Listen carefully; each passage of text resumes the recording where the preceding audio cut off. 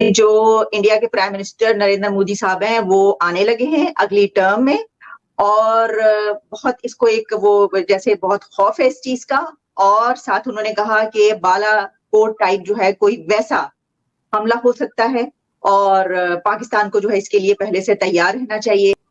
तो पुलवामा के लिए तैयार रहना चाहिए, बालाकोट के लिए। हाँ ये है, दिस इज पॉसिबिलिटी। हमें कभी भी इसको इसको हमें रियलिस्टिकली कंसिडर करना चाहिए कि वो इस तरह की चीज कर सकते हैं।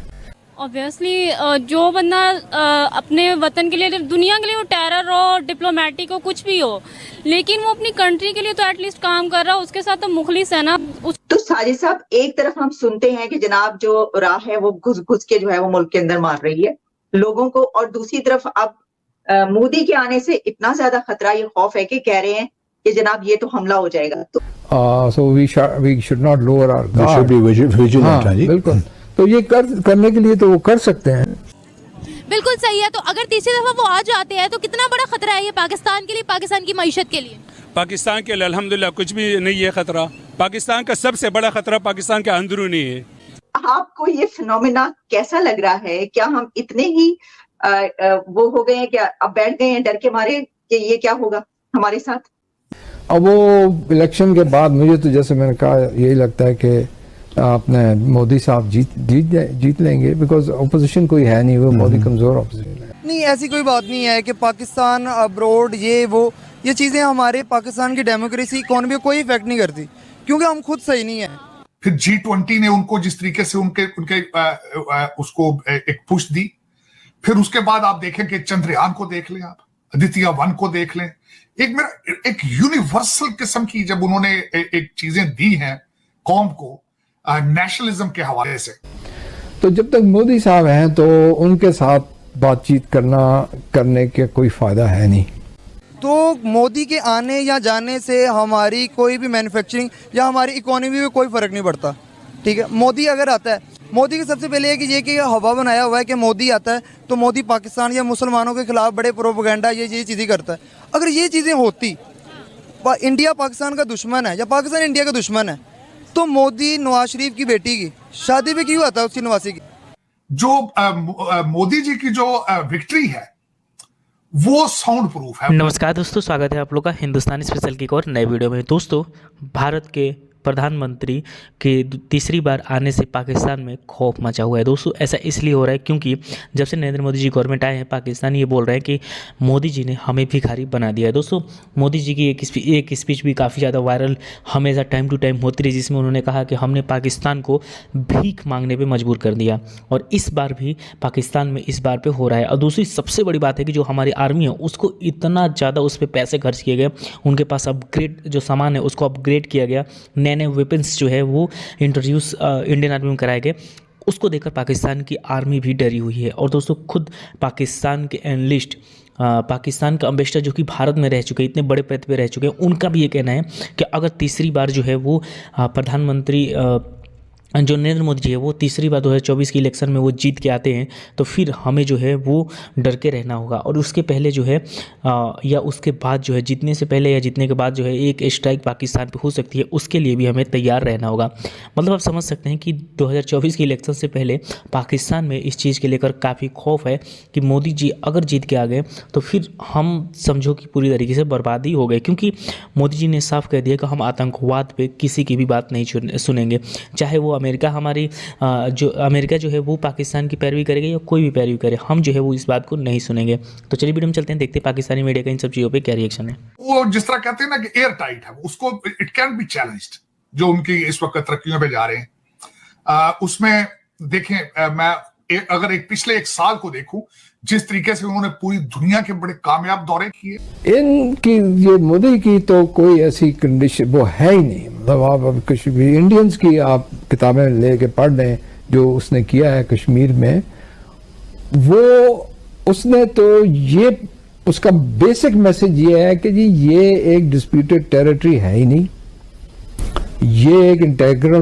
पार्ट है हिंदुस्तान का, और हमने जो इनको ये स्पेशल स्टेटस दिया हुआ था इसको बिल्कुल अब हटा दें। प्रोविजनल था, ये प्रोविजनल था जो कुछ भी, लेकिन अब हम इस चीज पर कोई बात करने के लिए नहीं तैयार हैं। और अगर आप उनके जो वजीर दिफा हैं, उनकी अगर आप बात सुन लें तो वो तो ये कहते हैं कि जी आज़ाद कश्मीर को भी हमें, गिलगित बल्तिस्तान को भी हमें लेना चाहिए।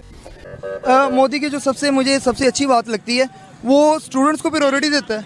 स्टूडेंट्स को प्रायोरिटी के बाद वो हर चीज़ जो उसके मुल्क को डेवलप कर सकती है, वो आईटी हो, उसका जो मेन मकसद होता है वो कहता है कि यार बाहर के इन्वेस्टर हमारे मुल्क में है।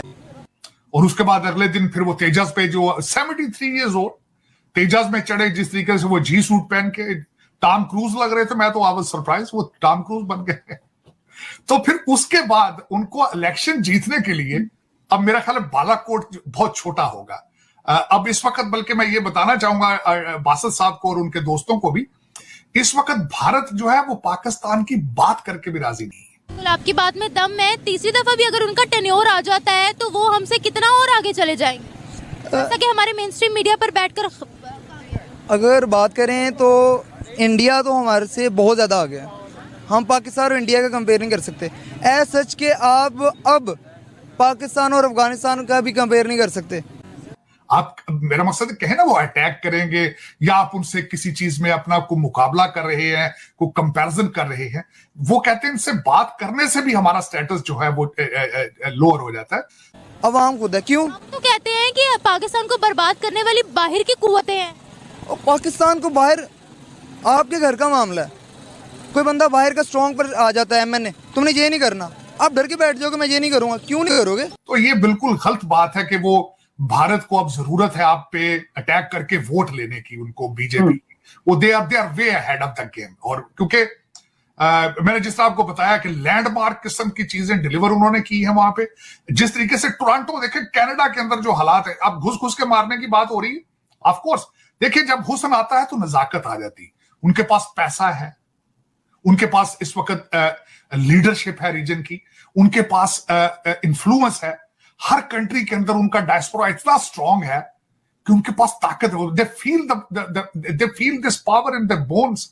तो उसमें जब वो घुस घुस के मारने का फिर देखें ना, जब चीजें जब उनमें आ गई हैं सारी, तो वो मसल फ्लेक्स तो करेंगे ना। आप देखें उस पर, मैं ये तो नहीं कहता ये सर्टिफाइड है चीजें, ये सारी लेकिन रूमर्स तो है ना कि घुस घुस के मार रहे। जब अगले कनाडा में भी घुस के मारने का, वहां भी लोग डर रहे हैं उनसे। पाकिस्तान में आप देख लें कई इस तरह के ऑपरेशन हुए हैं। तो इसके बाद आप, मेरा मकसद है कहेंगे, और उसमें सर पाकिस्तान में वाकई घुस घुस के मार रहे हैं गली गली में, मतलब लोग एलिगेशंस है, एलिगेशंस है उसमें, मुंबई ना दो, मैं कंफर्म नहीं कहूंगा, लेकिन बातें तो है ना, रूमर्स तो है। कहते ना बात होती है तो बतंगड़ बनता है। हाल ये अगर बात ही ना हो तो बतंगड़ किस तरह बनता है? They are strong right now. मैं अगर इसमें कोई मुबालगा राय नहीं होगी कि they are strong, you know it, they are very.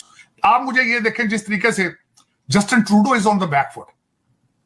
आप देखें जिस खूबसूरती के साथ उन्होंने किया है चैलेंज, कैनेडियन सारी सिचुएशन को हैंडल किया भारत ने, मैं समझता हूं इट्स रिमार्केबल।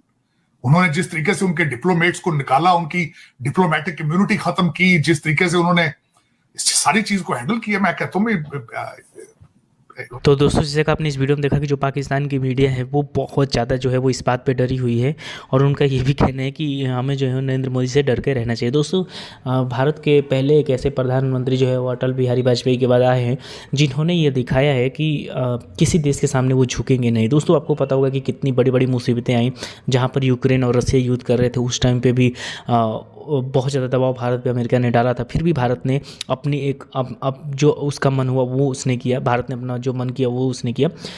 अभी आपको पता होगा कि अभी जो युद्ध चल रहा है उसमें भी, और आतंकवाद के मामले पे भी बहुत ज़्यादा सख्त रहे हैं। इसको देख के ही आतंकियों के मन में, और आतंकियों को पालने वाला देश जो पाकिस्तान है, उसके मन में बहुत ज़्यादा खौफ है कि मोदी जी अगर आ गए तो फिर हम पूरी तरीके से बर्बाद हो जाएंगे। दोस्तों, लगातार आपने देखा होगा कि उन्होंने आर्टिकल 370 और 35A को हटाया, और जो कि पाकिस्तान ने कभी सोचा नहीं होगा कि ऐसा जो है वो भारत कर सकता है, इतने बड़ा जो है वो डिसीजन ले सकता है। उस डिसीजन को बिना डरे जो है वो PM मोदी ने लिया। उसके बाद अभी आपको पता होगा कि एक बयान काफ़ी ज़्यादा चल रहा है और काफ़ी ज़्यादा टाइम पे वायरल ये भी होता है कि जो नरेंद्र मोदी जी उनका भी ये कहना था कि जो बलूचिस्तान के लोग हैं वो हमारे लोग हैं, और ख़ुद बलूचिस्तान के लोग भी जो है वो पाकिस्तान से अलग होना चाहते हैं, और साथ ही साथ जो पाकिस्तान की कश्मीर है यानी कि जो पाक ऑक्युपाइड कश्मीर है वो भी जो है वो इंडिया में मिलना चाहती हैं।